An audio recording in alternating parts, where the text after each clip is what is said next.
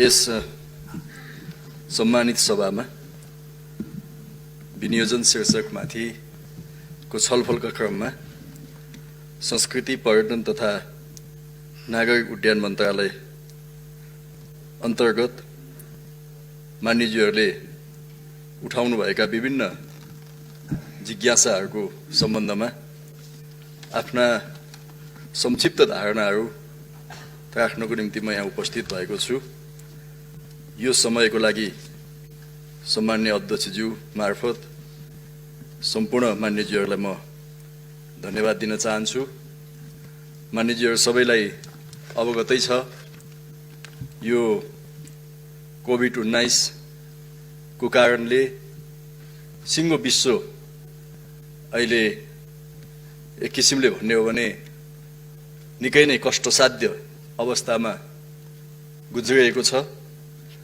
त्यसले हरेक देशका अर्थतन्त्रहरूलाई गम्भीर नकारात्मक असर पारिएका छन् र त्यसमध्ये पनि सबैभन्दा बढी यो पर्यटन क्षेत्रकोमा यसको असरहरू देखा परेका छन्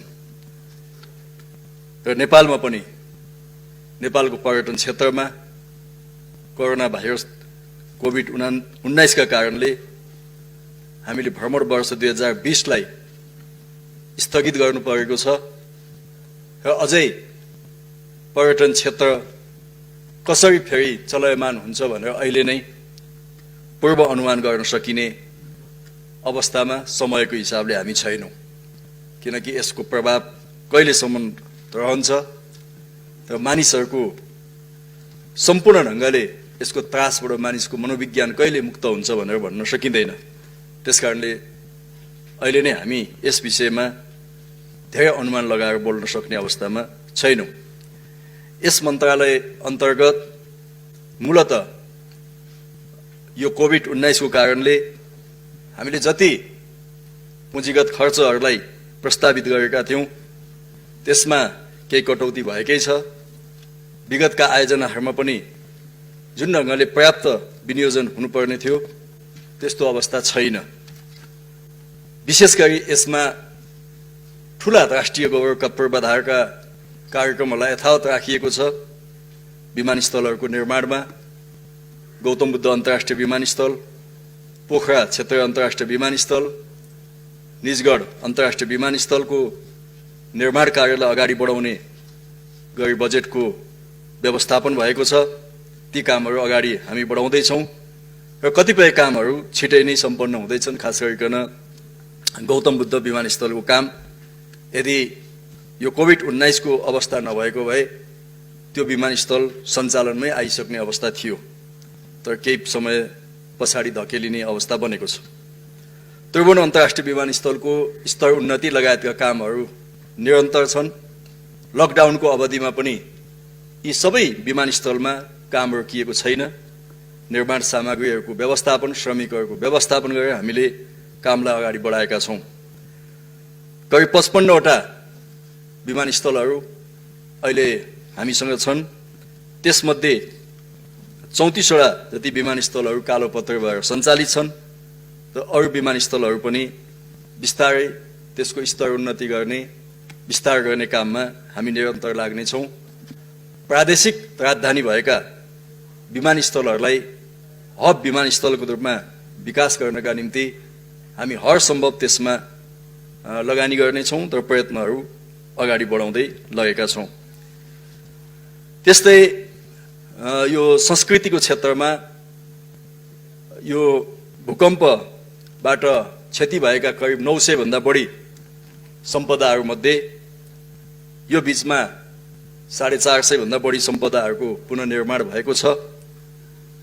यही आउने वर्ष हामी अरू 200 भन्दा बढीको पुनर्निर्माण सम्पन्न गर्छौं र आउने 2 वर्षभित्रमा भूकम्पबाट क्षति भएका सम्पूर्ण सम्पदाहरूको पुनर्निर्माणको काम सक्ने गरी हामीले लक्ष्य राखेका छौं र बजेटहरूको व्यवस्थापन त्यसरी गरेका छौं।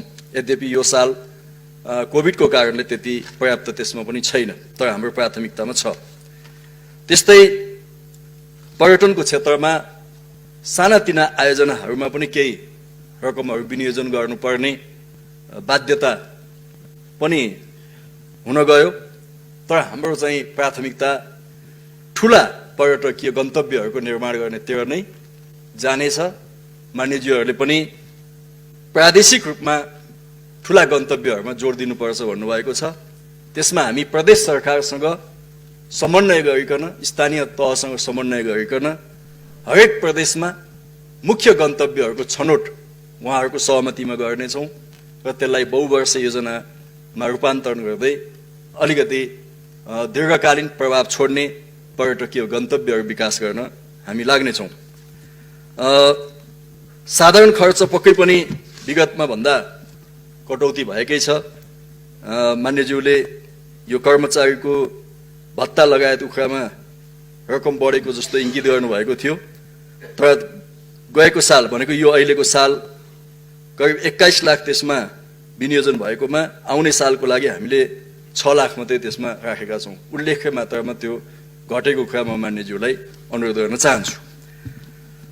यसदेखि बाहेक आज मैले मान्यज्यूहरूलाई बताउनु पर्ने कुराहरू, विशेष गरी आजकै छलफलमा पनि पूरक प्रश्न गर्ने क्रममा पनि मान्यज्यूहरूले केही मन्त्रालयको सन्दर्भमा त्यो उठाउनु भएको छ र हिजो विनियोजन शीर्षकमाथिको छलफलको क्रममा पनि त्यो उठाउनु भएको छ।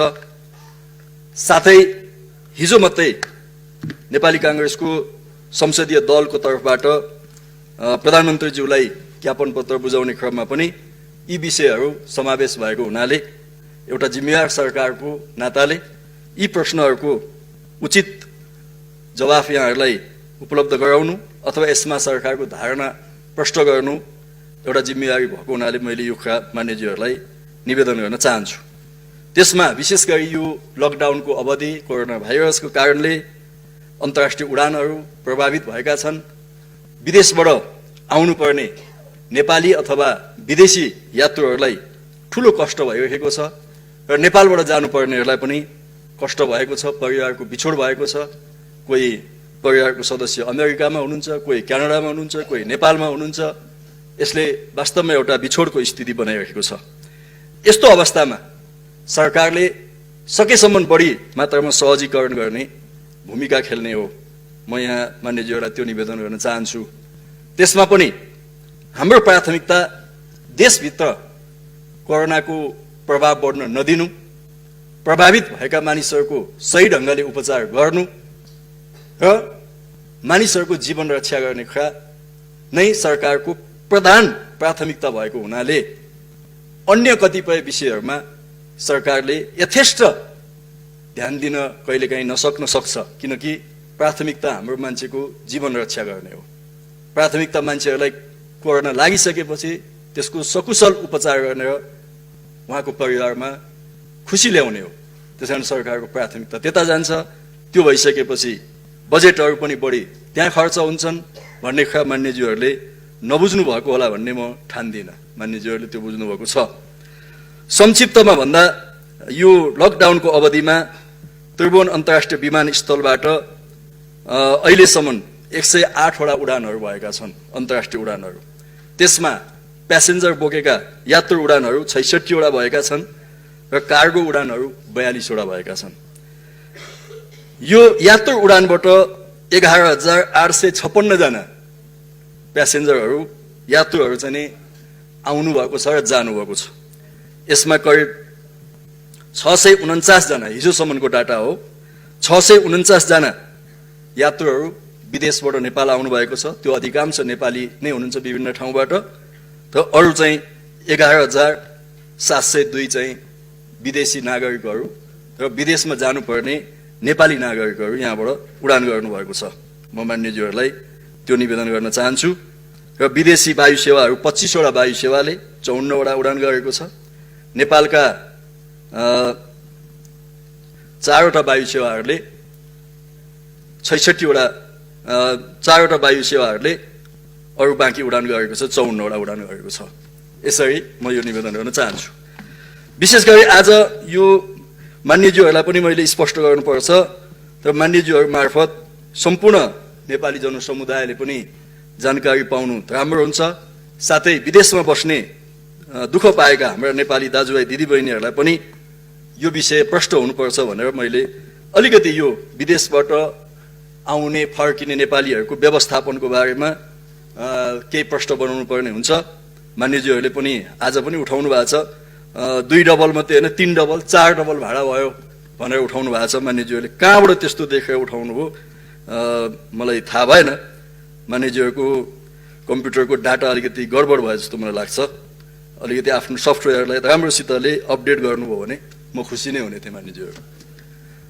यसमा मान्यज्यूहरूलाई म भन्न चाहन्छु 2077 साल जेठ 12 गते हाम्रो मन्त्री परिषदको बैठकले विदेशबाट आउने नेपालीहरूको सहजीकरण गर्ने एउटा कार्यविधि पास गर्यो। त्यो कार्यविधि मानिसहरूलाई थाहा छँदैछ। त्यसमा प्राथमिकता तोकिएको छ, कस्ता मानिसहरूलाई कस्ता नेपालीहरूलाई पहिलो प्राथमिकतामा राख्ने त्यो प्राथमिकता तोकिएको छ र त्यो प्राथमिकताको आधारमा सम्बन्धित देशमा रहेको नेपाली नियोग दूतावास अथवा कूटनैतिक नियोगले प्राथमिकता क्रममा यात्रुहरूको नामावली तयार गर्छ र त्यो नामावली हाम्रो परराष्ट्र मन्त्रालयमा पठाउँछ। परराष्ट्र मन्त्रालयले त्यसलाई आवश्यक छानबिन गरेर स्वीकृत गर्छ र त्यसको निम्ति कस्तो खालको हवाई उडानबाट आउने त्यो कुरा निश्चित हुन्छ। त्यसमा 2-3टा कुरा हुन्छन्। एउटा कुनै पनि कम्पनीले त्यहाँ काम गरेका श्रमिकहरूलाई निशुल्क आफ्नो खर्चमा काठमाडौँसम्म उतार्छ, त्यो उसको खर्च हुन्छ। अर्को एउटा सम्बन्धित देशले पनि आफ्नो खर्चमा मानिसहरूलाई काठमाडौँसम्म ल्याउने काम गर्छ, त्यो पनि उसको खर्च हुन्छ। त्यो हामीले खर्च गर्नु पर्दैन, कम्पनीको पनि हामीले खर्च गर्नु पर्दैन। अब कतिपय कम्पनीले पनि नल्याइदिने, त्यो देशले पनि नल्याइदिने त्यस्तो मानिसहरूलाई नेपाल सरकारले यदि उहाँहरूको आर्थिक अवस्था एकदमै कमजोर छ, उहाँहरू सक्नुहुन्न, उहाँहरूको अवस्था दयनीय छ भन्ने ठान्यो भने नेपाल सरकारले त्यस्ता उद्धार उडानहरू गर्न सक्छ। चौथो विकल्प हामीले आजको सन्दर्भमा सकेसम्म सस्तोमा हवाई भाडा दर तोक्छौँ र त्यो हवाई भाडा दर आफै टिकट काटेर आउनुपर्ने यो खालको क्याटेगोरीको हुन्छ। यसरी हामीले विभिन्न ढङ्गले छुट्याएका छौँ। अब म मान्यज्यूहरूलाई के भन्न चाहन्छु भने हाम्रा नेपालीहरू चाहे त्यो कतारमा होस्, चाहे मलेसियामा होस्, चाहे अरू कुनै पनि देशमा होस्, उहाँहरू किन जानुभएको छ? आफ्नो रगत त्यहाँ बगाउनु भएको छ, पसिना बगाउनु भएको छ, परिवारसँग बिछोड भएको छ, अनेक सामाजिक तनावहरू त्यसबाट उत्पन्न भएका छन्। त्यसका बावजुद पनि 18 घण्टा 20 घण्टा त्यहाँ काम गरेर रगत पसिना त्यहाँ बगाउनु भएको छ। त्यहाँको वैभव, त्यहाँको समृद्धि, त्यहाँको चाहिँ खुसियालीका निम्ति हाम्रा नेपाली नौजवान साथीहरूले रगत पसिना बगाएका छन्। जब उनीहरूलाई अप्ठ्यारो पर्छ भने त्यो देशको दायित्व हुन्छ कि उनीहरूलाई सकुशल मानवीय व्यवहार गर्ने। पहिलो कुरा त म भन्न चाहन्छु हाम्रो संसदले त्यो कुरा उठाउनुपर्छ, हाम्रो नेपाली जनसमुदायले त्यो कुरा उठाउनुपर्छ। तपाईको खुसीका निम्ति हाम्रो नेपालीहरूले रगत पसिना बगाए, आज अप्ठ्यारो परेको बेला तपाईले सडकमा फाल्न पाउनुहुन्न। तपाईले आईएलओ कन्भेन्सनमा सही गर्नु भएको छ, तपाईले श्रम सम्झौतामा सही गर्नु भएको छ भने त्यो तपाईको दायित्व हो। हाम्रो संसदले त यो कुरा उठाउनु पर्छ जस्तो मलाई लाग्छ। त्यसो भने एउटा दबाव सिर्जना हुन्छ। तर जे भए पनि हामीले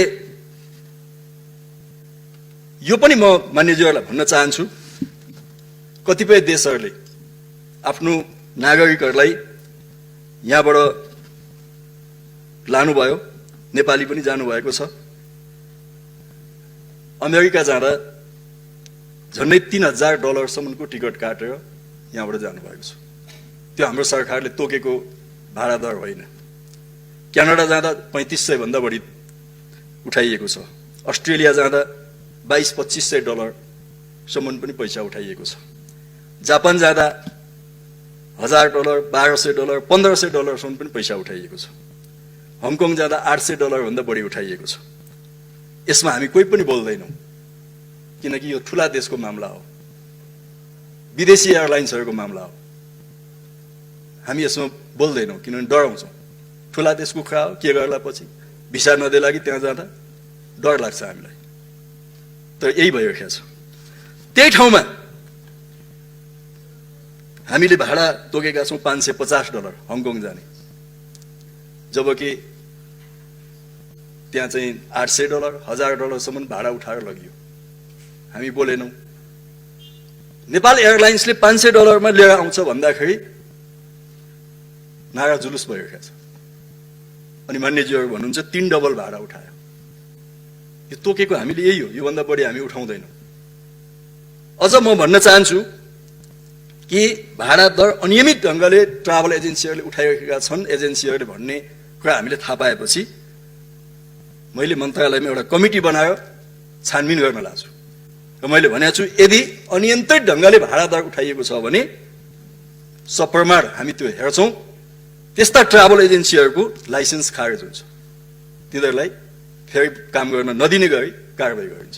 किनकि ब्रह्मलुट गर्न कहीँ पनि पाइँदैन। सरकार भनेको नियमनकारी निकाय हो, त्यसले नियमन गर्छ। त्यसैकारणले हामीले त्यसरी तोक्यौं। जापान जानेले $1200-1500 तिरेर गए। हामीले नेपाल एयरलाइन्सको भाडा तोक्यौं $935। म मान्यज्यूहरूलाई सोध्न चाहन्छु, $935 बढी हो कि $1200 बढी हो? हामीले अस्ट्रेलियाको भाडा दर तोक्यौं $1615। अस्ट्रेलिया जानेले तिरेका छन् $2200-2500 सम्म। अब हामीले भन्यौं $1615 भन्दा लिन पाइँदैन। हाम्रो नेपाल एयरलाइन्सले $1615 मा अस्ट्रेलियामा गएर नेपालीहरूलाई लिएर आउँछ। कहाँको $1615, कहाँको $2500? अनि मान्यज्यूहरूले यो कुरालाई त राम्ररी हेर्न सक्नु भएन जस्तो मलाई लाग्छ। त्यस्तै कोरियाको ईपीएस प्रणालीबाट जाने नेपालीहरूसँग $1200 उठाइयो। हामीले त्यसमा अब्जेक्सन गर्यौं र उताबाट आउने नेपालीहरूलाई हामी ल्याउँछौं भनेर कोरियन एयरले हामीलाई भन्यो, चिठी पठायो हाम्रो सिउल स्थित दूतावास मार्फत र उसले $1000 भाडा प्रस्तावित गर्यो। हामीले सोध्यौं उसले नेपालबाट प्यासेन्जर लान्छ कि लाँदैन? लान्छ भने $1000 महँगो भयो। वान वे भने पनि महँगो भयो, एकपट्टि मात्रै आउने भने नि महँगो भयो। नेपालबाट पनि प्यासेन्जर लान्छ भने झन् महँगो हो। हामी $1000 मा स्वीकृत गर्दैनौँ।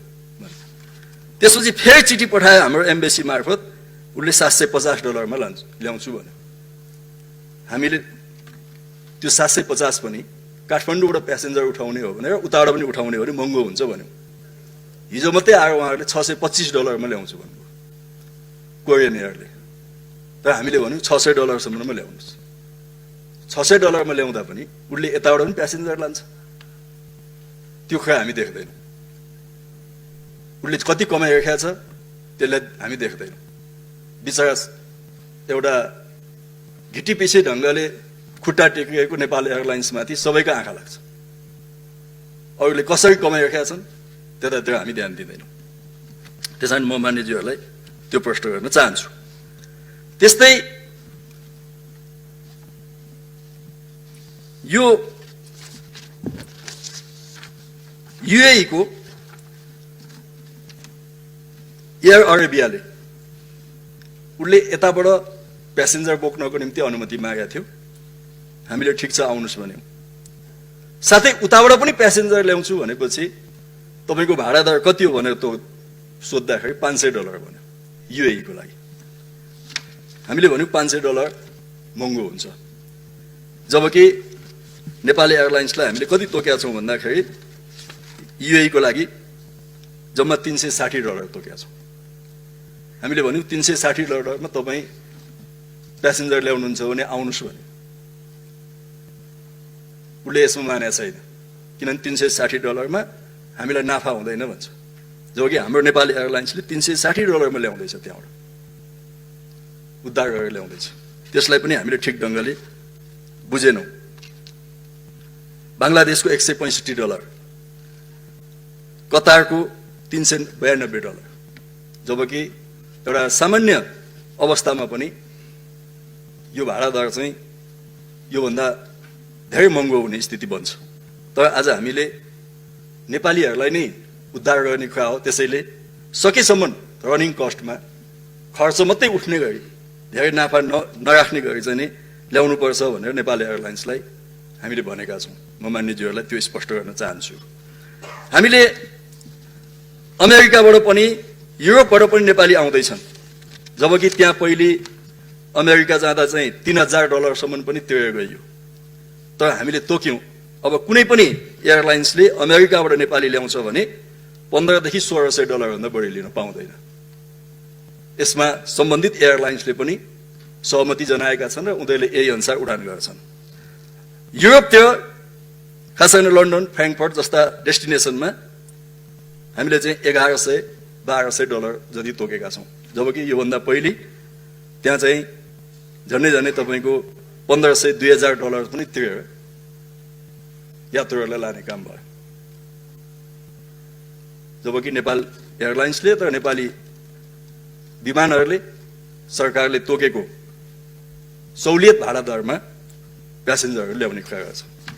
त्यसैले म मान्यज्यूहरूलाई के भन्न चाहन्छु भने हामी नेपाली भएर हेर्दाखेरि हाम्रा नेपाली भाइस्यहरूलाई फाइदा पुगोस्, तिनीहरूको आर्थिक अवस्था राम्रो बनोस्, हामीले हेर्ने कुरा त त्यही नै हो जस्तो लाग्छ। केही साथीहरू, युवा साथीहरू नेपाल एयरलाइन्समा धरना बस्न जानुभयो, त्यहाँको अध्यक्षलाई हप्की दप्की गर्नुभयो। तर ती मित्रहरू कुनै पनि ठुलो देशको एयरलाइन्स अथवा बीचमा बसेर अकुत नाफा कमाएका ट्राभल एजेन्सीहरूसँग प्रश्न सोध्न पनि हिम्मत गर्दैन। तर हाम्रो एउटा बल्ल बल्ल यसो चलिराखेको नेपाल एयरलाइन्समाथि धावा बोल्न जान्छन् र आफ्नो बहादुरी देखाउँछन्। त्यस्तोलाई मैले के भन्नु खै। त्यस्तै मान्यज्यूहरू, हामी यो सानो देशको लघुताभासबाट मुक्त हुनुपर्छ। कुनै देशका प्रधानमन्त्रीले योगाभ्यास गर्नुस्, एकदम अर्गानिक खानुस्, प्रतिरोधी क्षमता बढाउनुस् भन्दाखेरि धेरैले प्रशंसा गरे। ओहो, प्रधानमन्त्री त यस्तो पो हुनुपर्छ, जनतालाई कन्भिन्स गर्ने, कोरोनाको विरुद्ध लड्ने। जब हाम्रो देशमा प्रधानमन्त्रीले पार्लियामेन्टमा आएर कोरोना विरुद्धको लडाईँमा कसरी इम्युनिटी पावर बढाउने भनेर नेपालका जैविक कुराहरूको प्रशंसा गर्दा धेरै मित्रहरू, बुद्धिजीवी मित्रहरूले, सांसद साथीहरूले पनि उडाउनु।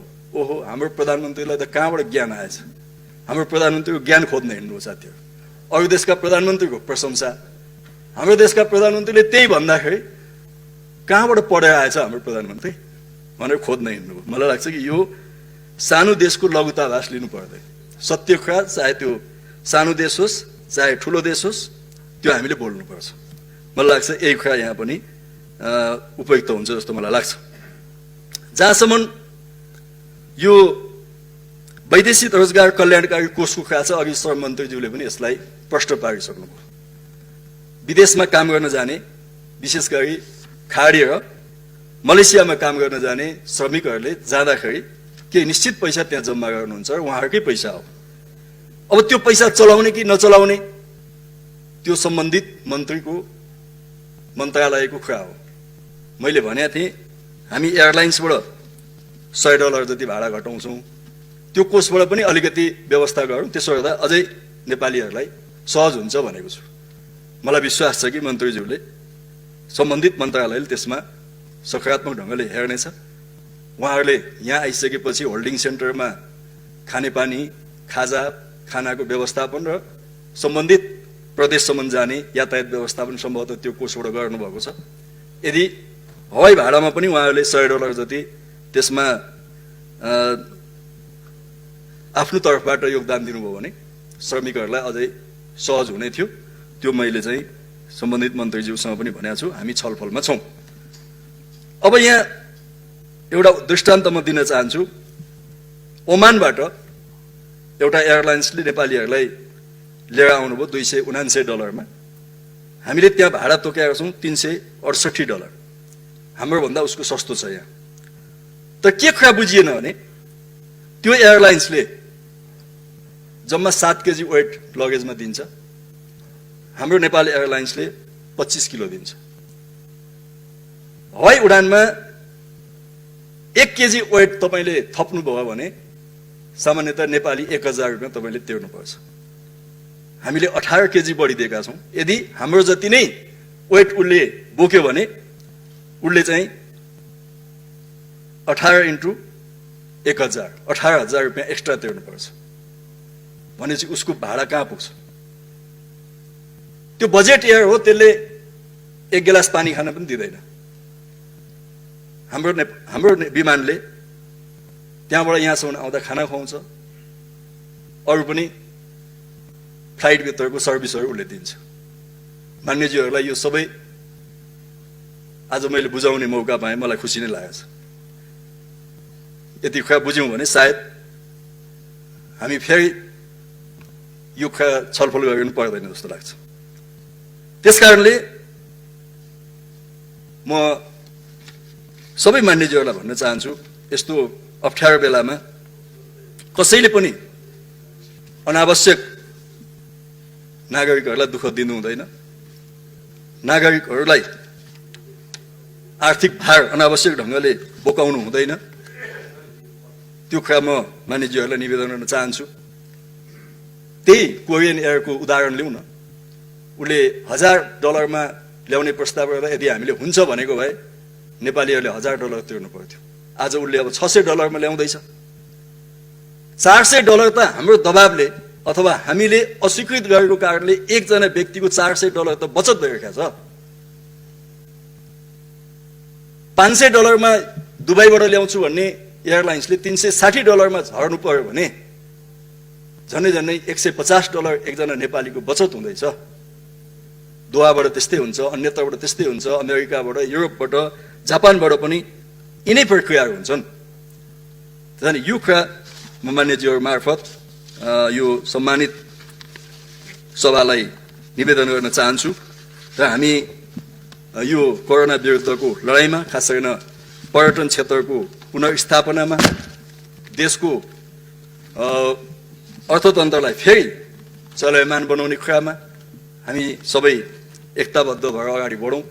मान्यज्यूहरूले उठाउनुभएका अरू थुप्रै कुराहरू मैले आज छुन सकिनँ, किनभने समय पनि त्यस्तै छ। पछि पनि हामी छलफल गर्दै जाउँला, कहाँ कति बजेटहरू भयो अथवा भएन। हामी साझेदारीमा काम गर्न सक्छौँ प्रदेशसँग, स्थानीय तहसँग। त्यसमा पनि मान्यज्यूहरूको राय सुझाव पछि हामी लिने नै छौँ। यति भनेर सम्माननीय अध्यक्षज्यू मार्फत यो संस्कृति, पर्यटन तथा नागरिक उड्डयन मन्त्रालयमा जिज्ञासा राख्नुहुने सम्पूर्ण मान्यज्यूहरूलाई म धन्यवाद दिन चाहन्छु। धन्यवाद। मान्य सदस्यहरू, मान्य संस्कृति, पर्यटन तथा नागरिक उड्डयन मन्त्री योगेश कुमार भट्टराईले दिनुभएको जवाफका सम्बन्धमा स्पष्टीकरण माग गर्न चाहनुहुने माननीय सदस्यहरूलाई समय उपलब्ध गराउँदछु। विनियोजन विधेयक